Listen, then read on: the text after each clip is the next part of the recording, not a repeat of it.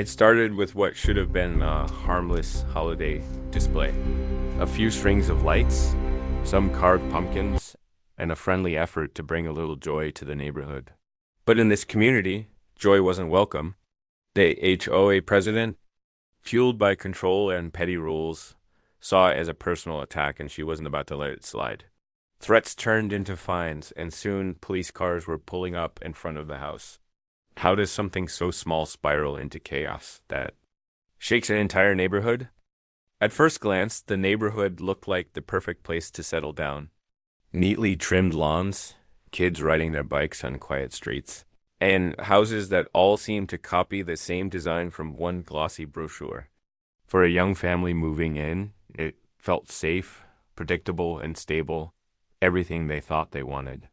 The homeowner, Mark, had worked hard for years to afford a place where his kids could grow up without worry. He took pride in keeping his yard tidy, his house painted, and his family involved in community events. But underneath that calm, postcard perfect surface, there was something else, a constant hum of control. In this neighborhood, every flower bed, mailbox, and fence was monitored by a board of neighbors who believed they had the final say over everyone's property. The HOA, as it was called, wasn't just a group that handled the basics like trash, pickup, or pool maintenance. No, this board operated more like gatekeepers, enforcing rules with the precision of a military drill dot. At first, Mark brushed it off. Letters slipped into mailboxes about violations or reminders didn't seem serious. After all, they were small things. A trash can visible from the street, a bicycle left out too long, or a lawn ornament considered non-compliant. Annoying, yes, but not enough to stir real anger. Like many new residents, he assumed these notices were just the quirks of living in a community with shared rules. But little by little, it became clear that this wasn't just about keeping up appearances. Certain homeowners, especially the ones who dared to decorate outside the rigid mold, seemed to be singled out. Whispers spread about neighbors who were slapped with outrageous fines or dragged into hearings over the most ridiculous details. And at the center of it all was the HOA president, a woman with a reputation for micromanagement and a taste for confrontation. Mark didn't know it yet. But his family's attempt at something as harmless as holiday cheer was about to turn into the board's next crusade. What started as simple decorations, the kind you'd see on any suburban street, would soon be framed as a violation, a threat, and ultimately a battle that would test just how far an HOA could go to control its residents. At first, the letters were almost laughable. Mark found the official HOA envelopes tucked into his mailbox with words like "Notice of Violation" stamped across the top in bold red letters. The supposed infractions were so small it seemed impossible anyone could have cared enough to report them. A pumpkin left on the porch a few days past Halloween. A strand of lights that, according to the HOA handbook, was inconsistent with community standards. Even a chalk drawing on the sidewalk that his kids had made one Saturday afternoon. Mark's first instinct was to brush it off, the way he always had.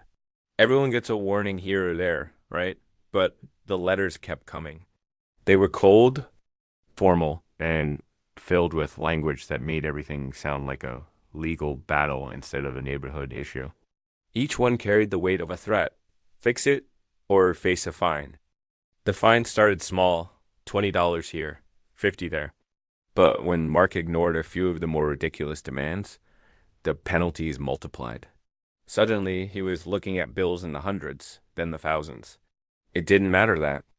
His lawn was cut, his house was clean, and his decorations were modest. According to the HOA, every small thing had become an offense. What made it worse was the way the president, Linda, seemed to relish every interaction. She was the kind of neighbor who would walk the block with a clipboard, jotting down notes, as though she were a city inspector rather than someone living among friends. She would stop by Mark's yard, uninvited, pointing at his decorations and saying things like, "This doesn't match community guidelines," or "This sets a dangerous precedent." For Mark's children, The once fun idea of decorating the house for holidays turned into something fearful. They would ask, "Dad, are we going to get in trouble for this?" And that cut him deeper than any fine ever could. His family had moved here for stability and joy, but instead, they were learning that happiness came with a price tag and constant surveillance. The tension didn't stop at letters and fines. Soon, the HOA began scheduling hearings for Mark. These weren't formal court sessions, but they were designed to feel intimidating. Sitting in a room with board members lined up on one side of a long table, Mark was expected to defend himself like a criminal. They asked loaded questions, twisted his words, and dismissed his explanations before he could even finish speaking. One particularly absurd accusation came when Linda claimed that his holiday lights were a public safety hazard. When Mark pressed for clarification, she argued that the brightness could distract drivers and that the extension cord posed a tripping risk. He almost laughed at the absurdity, but he realized quickly that they weren't joking. They were determined to break him down. Behind the scenes, neighbors whispered. Some sympathized quietly, sharing stories of their own battles with the HOA. Others avoided him altogether, afraid that siding with Mark might draw the board's attention to their own homes. The community began to feel less like a neighborhood and more like a regime. Then came the police visit. On a chilly evening, just before Christmas, Mark's family was watching a movie when flashing lights lit up their street. 2 police cruisers pulled up in front of his house. His children froze, terrified, as uniformed officers walked up to the door. The complaint? Disturbance caused by excessive decorations. The officers were professional, but visibly uncomfortable. They admitted that they had received a call from the HOA president, claiming the lights were causing traffic issues and public nuisance. After a quick look, it was obvious the decorations were harmless. The officers apologized for the inconvenience, but the damage was done. Mark's kids went to bed shaken, asking if the police thought their family was bad. That night, Mark sat in the dark, furious. It wasn't just about lights, pumpkins, or rules anymore. It was about control. It was about a neighbor abusing power to bully families into submission. And if he didn't fight back, his family would live under that shadow for years to come. Still, the retaliation grew. The HOA began charging administrative fees for every violation notice, claiming the board spent time and resources investigating. They even placed a lien threat on his property, warning that unpaid fines could eventually allow to pursue foreclosure. The idea that his family's home, the place they had worked so hard to build, could be at risk over decorations was beyond comprehension. Every day brought a new letter, a new demand, a new reminder that he was being watched. Mark started to notice Linda's car parked down the street at odd hours, as though she was waiting for him to slip up. Once, he caught her snapping photos of his front yard from her phone. When confronted, she simply smirked and said, "Documenting. Violations is part of my duty." Mark began documenting everything too. He saved every letter, every notice, every fine. He recorded dates, times, and even snapped his own photos as evidence. If the HOA wanted to play this game, he would be ready. But the pressure wasn't just legal or financial, it was emotional. Mark's wife began questioning if they should give in just to make it stop. She worried about the kids, about the stigma of being that family in the neighborhood. The constant stress turned their home into a battleground, not just against the HOA, but against the doubt creeping in. And still, Linda wasn't done. She began spreading rumors at community meetings, painting Mark as a troublemaker, someone endangering property values, and refusing to respect the community. Suddenly, neighbors who once waved now looked away. A few even sided with the board, parroting phrases about rules being rules and needing consistency. Mark realized he wasn't just fighting the HOA anymore. He was fighting perception, reputation, and a system designed to wear people down until they either complied or broke. The final straw came with a certified letter delivered right before New Year's. It stated that unless Mark removed all decorations immediately and paid his outstanding fines, The HOA would proceed with legal action. The total amount demanded was staggering, more than some families made in a month. Mark stared at the paper, his hand shaking. It was no longer about holiday cheer. It was about survival. Could they really take his home? Could they really drag his family into court over lights and pumpkins? His answer was waiting just around the corner, because as January rolled in, Mark's decision to fight back would trigger a chain of events the HOA could never have predicted, and one that Linda herself would come to regret. The letter had been the last straw, but the HOA's arrogance had only sharpened Mark's resolve. He wasn't going to roll over. Not anymore. He hired an attorney, not a cheap decision, but one that made clear he was done being bullied. The lawyer combed through the stack of violation notices Mark had saved, and after only a few minutes, he shook his head in disbelief. Half of this isn't even enforceable, he said. They're bluffing. They're hoping you'll fold. For weeks, Mark had felt powerless. Now, for the first time, he had a weapon of the truth and someone willing to wield it. On his behalf, when the HOA scheduled an official hearing to decide whether they would pursue legal action against Mark, he showed up prepared.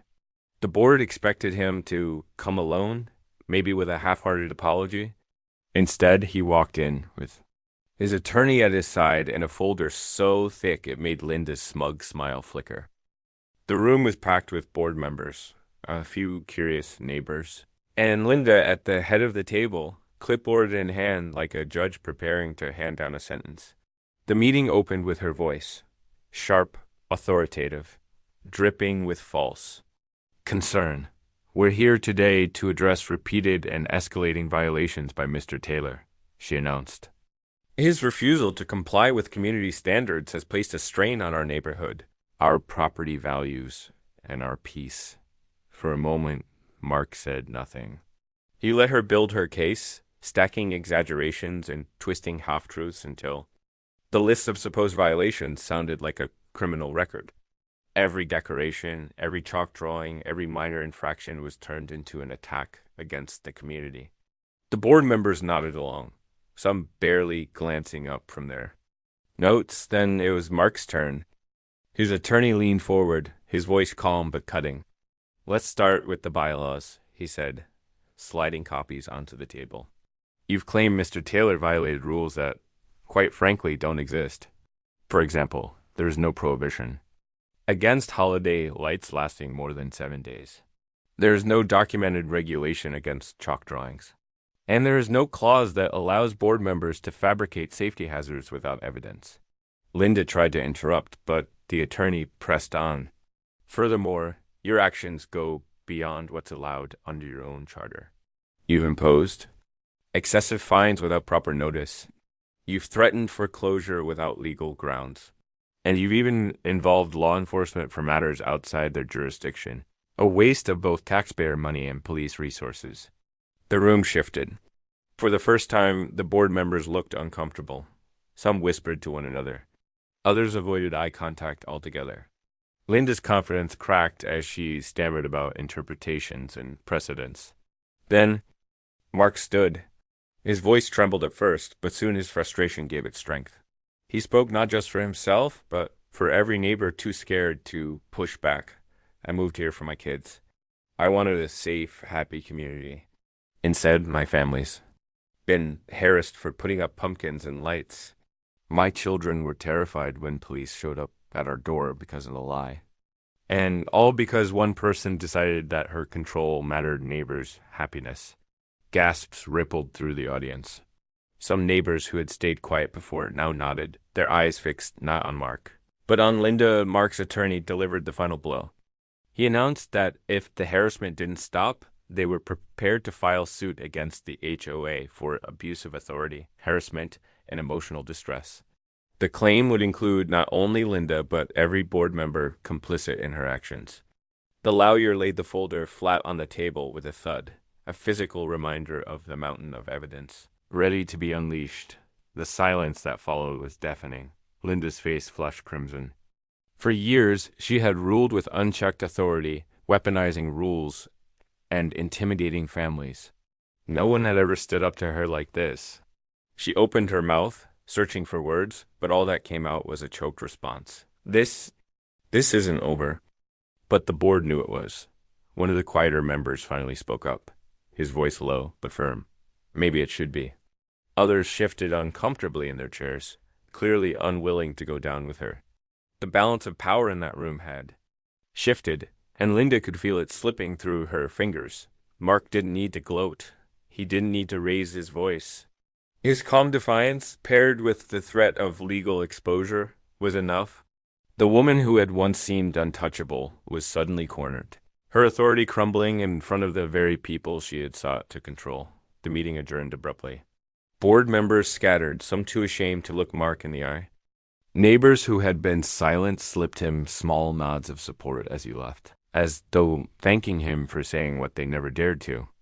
Linda remained seated, her knuckles white against the clipboard, her empire of fear cracking apart with every passing second. The real climax wasn't just that meeting. It came a week later when Mark received an official notice in the mail. Not a fine this time, but a resignation. Linda had stepped down as HOA president, citing personal reasons. Behind the scenes, word spread that the board had pressured her to leave, fearful of the lawsuit and the backlash brewing in the neighborhood. Her allies had abandoned her, unwilling to face public humiliation or legal consequences. The queen of the clipboard, the self-proclaimed guardian of community standards, had been dethroned. Mark stood in his driveway that evening, watching his kids hang lights without fear for the first time in months.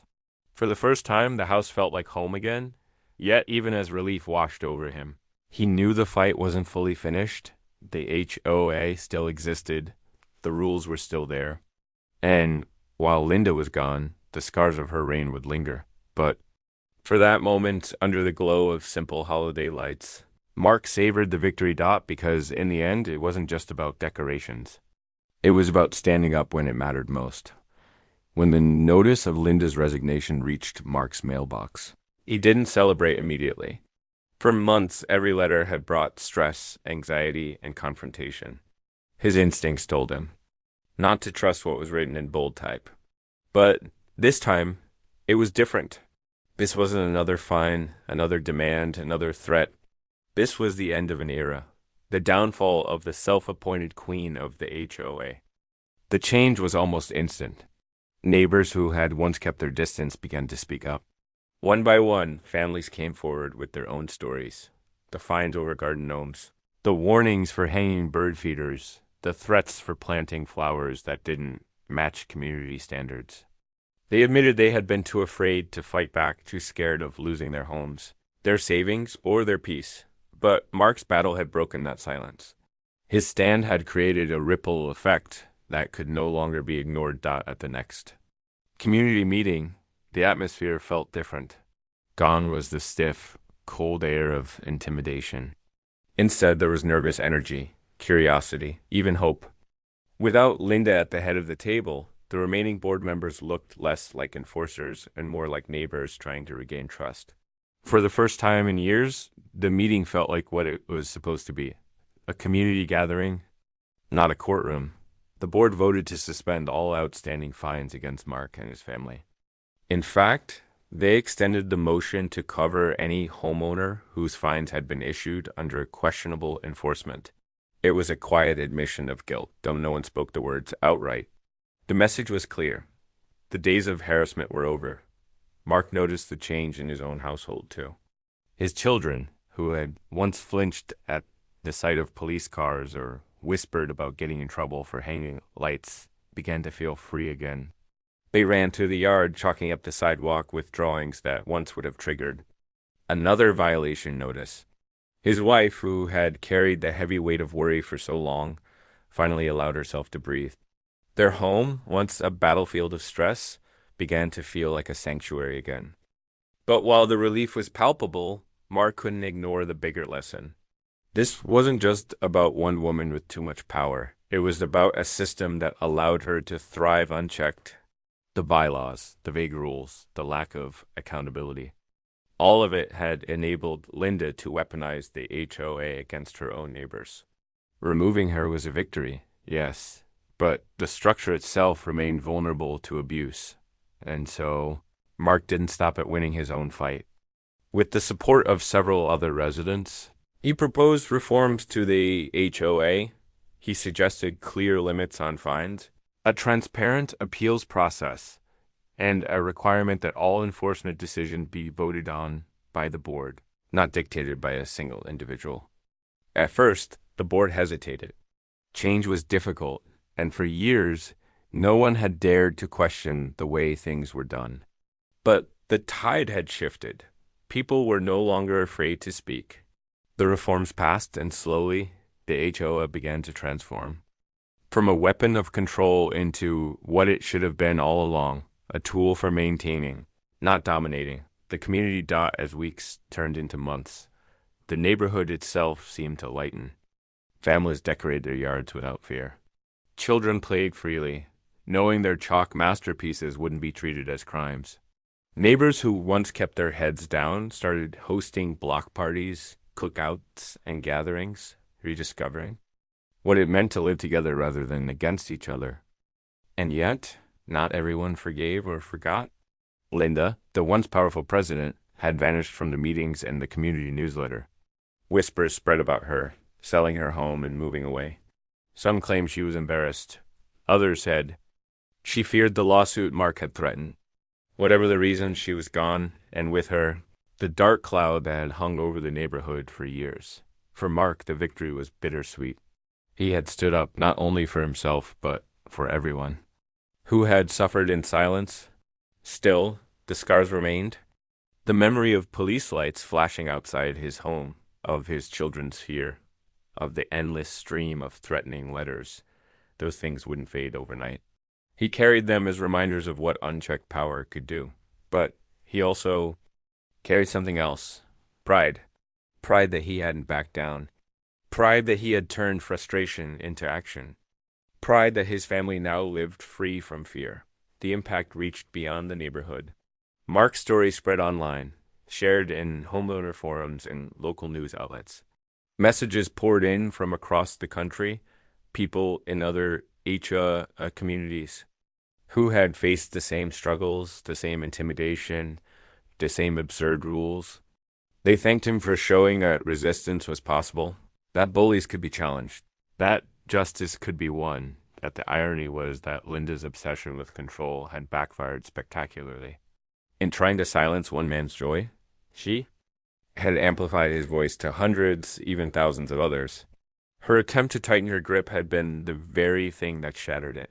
Years later, when people in the neighborhood looked back, they didn't remember the fines or the fights.